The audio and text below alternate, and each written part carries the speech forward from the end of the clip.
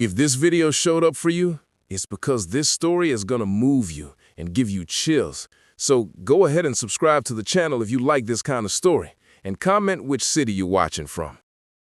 The rain hammered against the roof of the old cabin, a rhythmic drumming that used to bring Arthur peace, but now only amplified the silence inside.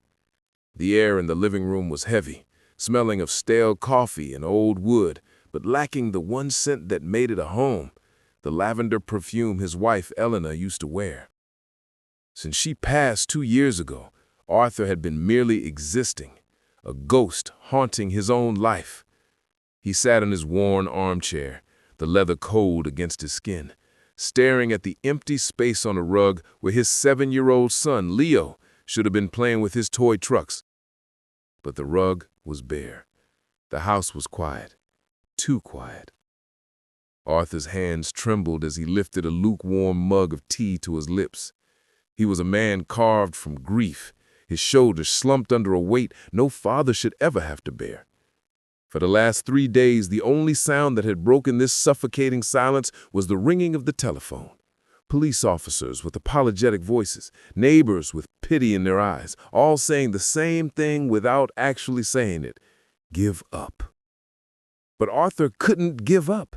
He looked out the window at the dense, unforgiving forest that bordered his property. The trees swayed violently in the storm, their branches like skeletal fingers clawing at the gray sky. Somewhere out there, in that vast green darkness, was his son. It had happened in a blink. One moment, Leo was chasing a butterfly near the tree line, while Arthur fixed a broken fence post. The next, Arthur had turned around to wipe sweat from his brow, and the yard was empty. He had screamed Leo's name until his throat was raw, bleeding into the wind. He had run into the brush, tearing his clothes on thorns, panic rising in his chest like bile. But the forest had swallowed the boy whole, leaving not a single footprint, not a shred of clothing, just an echoing silence that chilled Arthur to the bone. The police came with dogs and drones. They searched for 72 hours. They told him the temperatures were dropping. They told him the terrain was treacherous, full of hidden ravines and predators. This morning, the sheriff had taken off his hat, looked at the floor, and told Arthur they were scaling back the search to a recovery mission. He kicked them out. He couldn't listen to them burying his son while there was still breath in his own body. Now, sitting alone in the dim light of the lamp, Arthur felt the crushing grip of despair. He closed his eyes, praying to a God he hadn't spoken to since Elena died. "Please," he whispered, his voice cracking, "not him too. Don't take him too." Suddenly, a sound cut through the noise of the rain. Thump, thump. Arthur froze. It came from the window. His heart hammered against his ribs. A branch? A raccoon? Or Leo? He scrambled out of the chair, rushing to the glass, pressing his face against the cold pane. It wasn't Leo. Standing on the porch, drenched and shivering, was a dog. It was a German shepherd, large and formidable, but its posture was not aggressive. It was staring directly at Arthur. Arthur exhaled, the disappointment hitting him like a physical blow. He turned to walk away, to sink back into his misery. But the sound came again, louder this time. Bump, bump, bump. The dog was pawing at the glass, urgent and rhythmic. Arthur paused. He looked back. Lightning flashed, illuminating the porch for a split second, and in that flash, Arthur saw the dog's eyes. They weren't the confused, hungry eyes of a stray. They were amber, piercing, and terrifyingly intelligent. They held a depth that made Arthur take a step back. The dog wasn't begging for food. It was demanding his attention. The animal barked once, sharp and commanding, then ran to the edge of the porch, looking back at the window. It waited. When Arthur didn't move, it ran back to the window and scratched it furiously, whining a low, desperate sound that tugged at something in Arthur's chest.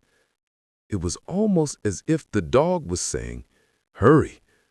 A strange sensation washed over Arthur, a prickling at the base of his neck. Logic told him to ignore it, to stay inside where it was safe. But desperation is a powerful thing. It makes you see signs in the chaos. Arthur grabbed his heavy raincoat and a flashlight. He didn't know why, but he felt a magnetic pull, a sudden conviction that this animal was not here by accident. He threw the door open. The wind howled, blowing rain into the hallway. The German Shepherd didn't flinch. It stood its ground, locking eyes with Arthur one last time before turning and sprinting toward the tree line. "Wait!" Arthur shouted, stepping out into the storm. The dog stopped at the edge of the woods, its silhouette dark against the gray trees. It looked back, checking to make sure Arthur was following. Then it vanished into the undergrowth. Arthur didn't hesitate. He stepped off the porch, leaving the safety of his home behind. The mud sucked at his boots, and the rain blinded him, but he kept his eyes on the faint movement of the dog ahead. He was walking into the unknown, guided by a beast he had never seen before, toward a destiny he couldn't possibly imagine. But he had no idea that the forest was hiding secrets far older and deeper than just a missing boy. The terrain changed quickly. The familiar trails near his house disappeared, replaced by thick, ancient roots that twisted like snakes across the ground. The canopy above grew so dense that the rain turned into a heavy mist, and the light faded to a twilight gloom. Arthur was breathless, his legs burning. "Hey!" he yelled ahead. "Slow down!" The dog appeared on a ridge above him, looking down with that same intense, almost human gaze. It barked, urging him upward. Arthur scrambled up the muddy slope, slipping, grabbing onto wet roots to pull himself up. When he reached the top, he expected to see more trees. Instead, he stopped dead in his tracks. Below them, hidden in a valley that shouldn't have existed on any map Arthur knew, sat a structure. It wasn't a cave, and it wasn't a ruin. It was a cabin, dilapidated, covered in moss and vines, looking as if it had grown out of the earth itself. The dog sat by the rotting front door, waiting. Arthur's breath hitched. He had lived in this area for 20 years. He had hiked these woods with Elena 1,000 times. He had never seen this place. He approached slowly, the flashlight beam cutting through the gloom. The windows were dark, like hollow eyes. The wood creaked under the wind. The dog nudged the door with its nose. It swung open, with a groan that sounded like a warning. Arthur's hand went to the pocketknife in his coat. "Leo," he called out, his voice trembling. "Leo, are you in there?" Silence.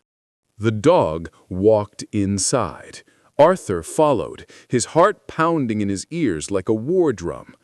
The interior was dry, smelling of dried herbs and old paper. Arthur swept his flashlight around. Dust mote danced in the beam. There was a simple table, a broken chair, and shelves lining the walls. But the shelves weren't filled with canned food or tools. They were filled with carvings, wooden figures of animals, wolves, bears, owls, all executed with masterful skill. And in the center of the table, untouched by the dust that coated everything else, lay a leather-bound book. Arthur approached it cautiously. The dog sat beside him, resting its head on Arthur's leg, a gesture of sudden, heartbreaking comfort. Arthur reached out and opened the book. His blood turned to ice. The handwriting, the loops of the L's, the sharp crosses of the T's, he would know that handwriting anywhere. He had seen it on grocery lists, on birthday cards, on the marriage certificate hanging in his bedroom. It was Elena's handwriting. "What is this?" Arthur whispered, his world tilting on its axis. "Elena, how?" He began to read the first entry, dated 10 years ago. "The forest called to me again today. The balance is shifting. I must ensure the line remains unbroken. If you are reading this, Arthur, it means I'm gone, and the duty has passed to our blood. I'm sorry I couldn't tell you. I wanted to keep you safe from the burden." Arthur stumbled back, clutching the edge of the table. His wife wasn't just a school teacher. She was something else. A protector? A guardian? The diary spoke of a lineage going back generations, women who watched over the deep woods, keeping something at bay, or perhaps keeping something safe. He flipped the pages frantically, his mind racing. The last entry was dated 2 weeks before her death. "The shadow grows. I fear for Leo. He has the gift even if he doesn't know it.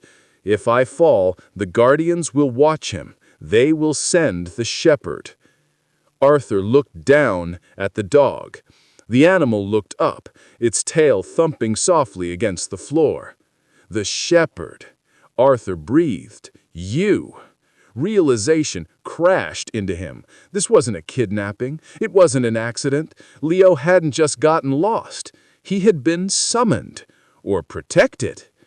But where was he? Arthur looked at the dog again. "Where is he? Take me to him." The dog stood up immediately, ears pricked. It didn't lead him back to the door. It walked to the back of the cabin, toward a large, heavy rug hanging on the wall. The dog barked at it. Arthur pulled the rug aside. Behind it was a rough-hewn wooden door, leading deeper into the earth. A tunnel. Arthur felt a chill that had nothing to do with the cold. He was about to step into the true heart of the forest, into the secrets his wife had died keeping. Arthur gripped the flashlight tighter. "I'm coming, Leo," he vowed. He stepped into the darkness, the dog at his heels, unaware that the true test of his courage was just beginning. The tunnel was a throat of stone, swallowing them whole. The air grew colder, dampness clinging to Arthur's skin like a second layer of sweat. The beam of his flashlight cut through the suffocating blackness, revealing walls slick with moisture and roots that hung from the low ceiling like suspended nerves. Arthur had to stoop to walk, his boots splashing in shallow puddles. Every shadow seemed to stretch and twist, playing tricks on his frayed mind. Was that a whisper? A footstep behind him? He paused, heart hammering against his ribs, swinging the light back the way he came. Nothing, just the oppressive dark. "This is insane," he muttered, his voice echoing too loudly. "I'm chasing ghosts in a hole in the ground." But then the dog nudged his hand, a wet, cold nose against his trembling fingers. The German shepherd whined softly, a sound that wasn't fearful, but encouraging. It looked ahead, its amber eyes reflecting the flashlight beam, glowing with a steady, ancient wisdom. "Trust me," it seemed to say. "We are almost there." Arthur took a deep breath, inhaling the scent of wet earth and something else, something faint but distinct. Smoke. Wood smoke. He pushed forward, the tunnel widening, the ground sloping upward now. The silence began to break, replaced by a low, humming vibration that Arthur felt in his teeth before he heard it with his ears. It was the sound of rushing water. They rounded a sharp bend, and the darkness shattered. Arthur shielded his eyes, blinking rapidly. They weren't underground anymore. They had emerged onto a ledge overlooking a vast, hidden ravine, a pocket in the forest that felt utterly separated from the rest of the world. High above, the storm clouds were breaking, allowing shafts of moonlight to pierce through the canopy of trees that were impossibly tall, their trunks wide as houses. But it was what lay in the center of the grove that stole the breath from Arthur's lungs. A small cluster of structures built from stone and living wood blended seamlessly into the landscape. Torches flickered gently, casting a warm, golden glow that defied the storm raging outside the valley. A waterfall cascaded down the far cliff face, feeding a crystal-clear stream that wound through the settlement. And there were people. Dozens of them. Not savages, not ghosts. Men and women in simple, sturdy clothes, moving with a quiet purpose. Some were tending to fires. Others were carving wood. It was a scene of impossible peace. Arthur stood frozen on the ledge. "What is this place?" he whispered. The dog didn't wait. It trotted down the narrow path leading to the valley floor. Arthur scrambled after it, panic warring with awe. Was Leo down there? Had these people taken him? As soon as Arthur's boots hit the valley floor, the activity ceased. The people stopped. They turned. 50 pairs of eyes locked onto him. There was no hostility, only a heavy, solemn silence. A tall woman with silver hair braided down her back stepped forward. She wore a heavy wool cloak and carried a staff made of twisted driftwood.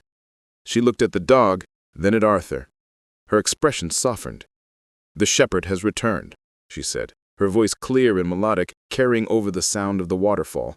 "And he brought the father." Arthur gripped his pocket knife, though it felt laughably inadequate here. "Where is my son? Where is Leo?" he demanded, his voice cracking. The woman didn't flinch. She smiled, a sad, knowing smile that reminded Arthur so much of his wife that it made his chest ache. "He is safe, Arthur," she said gently.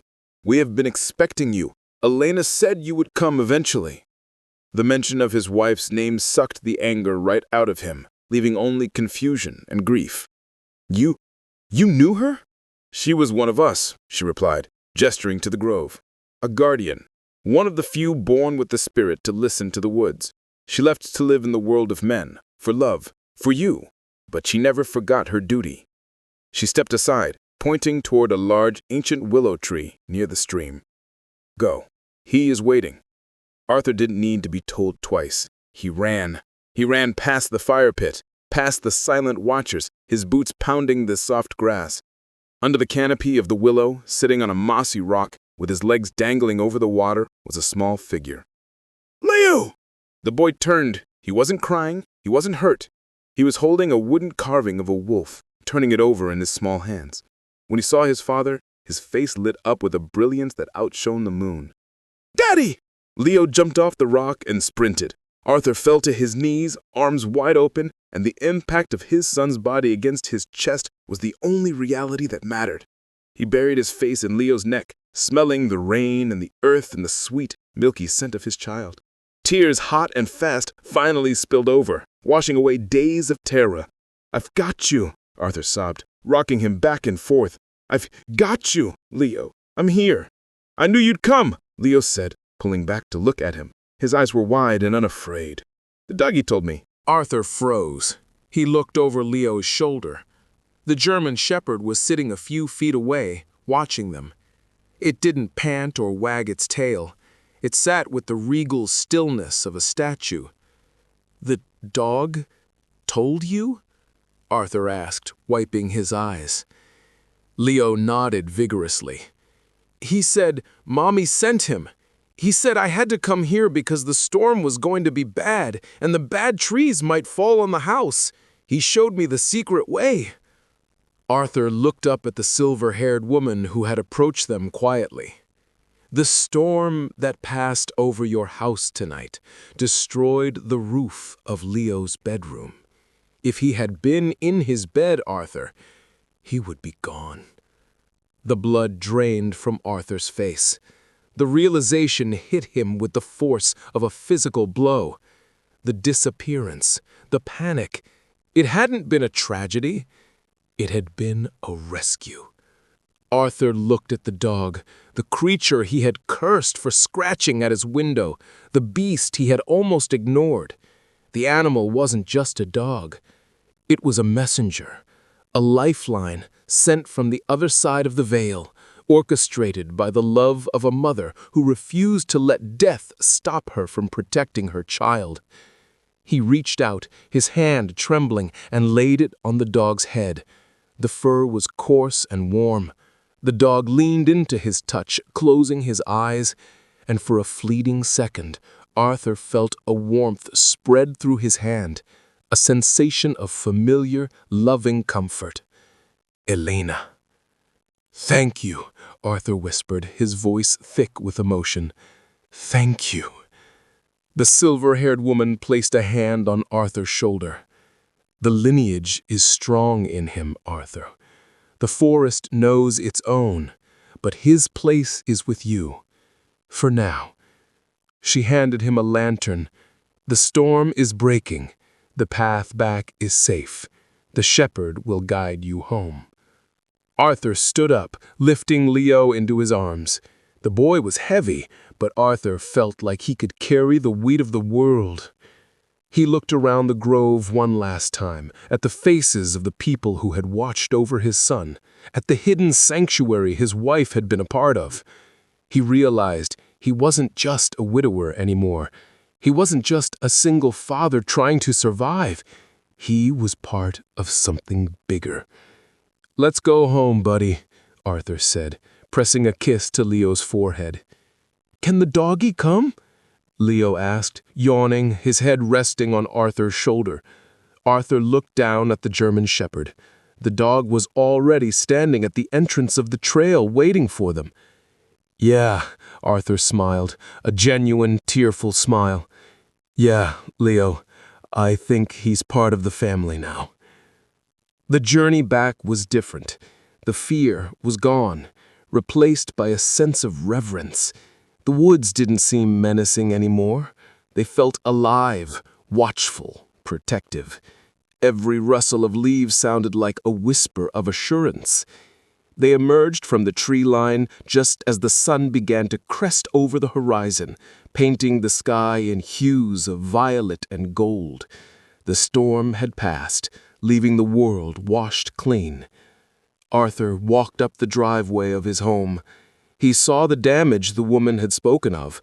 A massive oak tree had snapped in the wind, crushing the back corner of the house, right where Leo's bedroom was. He stopped, staring at the wreckage. He held his son tighter. If the dog hadn't come, if Leo hadn't followed, he dropped to his knees on the wet grass, overcome by the magnitude of the miracle. He looked at the dog, who sat beside them, guarding them even now within the safety of their own yard. "You saved us," Arthur whispered to the animal. "You saved both of us." The dog simply looked at him, and in the morning light, Arthur swore he saw a glint of human recognition in those amber eyes, a silent promise that they would never be alone again. In the months that followed, the town talked about Arthur's luck. They talked about the tree that should have killed his boy. They talked about the stray dog that appeared out of nowhere and never left Leo's side. But they didn't know the truth. They didn't see Arthur sitting on his porch in the evenings, watching Leo run through the yard with the shepherd. They didn't see the peace in Arthur's eyes as he looked toward the dense, mysterious forest. He no longer saw the woods as a place of darkness. He saw it as her. Arthur would sip his coffee, feeling the warm evening breeze against his skin, and he would smile. He knew now that love doesn't end with death. It changes. It becomes the wind in the trees, the intuition in your gut, the faithful protector sleeping at your feet. He was raising his son, but he wasn't doing it alone. Sometimes saving someone is also a way of saving yourself. Arthur had gone into the woods to find a lost boy, but he had found something else entirely. He had found his faith again.